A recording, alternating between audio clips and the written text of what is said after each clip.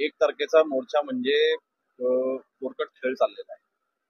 मला वाटतं मस्के साहेबांनी देखील या बाबतीमध्ये एक माहिती दिली होती. 20 वर्षापूर्वी देखील काही जणांची नावं, मतदारांची नावं दुपारची 3-3 वेळा यायची मतदार यादीमध्ये.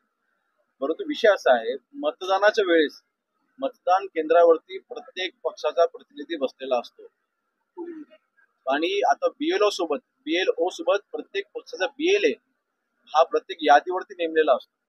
त्याचं काम असतं त्या यादीवरती हरकती घेणं. त्याला स्पेशल अधिकार हे निवडणूक आयोगाने दिलेले आहेत. मग तुमचे बीएलए, तुमच्या पक्षाचे बीएलए हे झोपले होते का आजपर्यंत?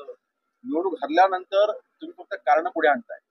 उद्याच होणारा मोर्चा पण त्यांच्या पुढच्या पराभवाची ते तयारी करतायत, दुसरं काहीही नाही.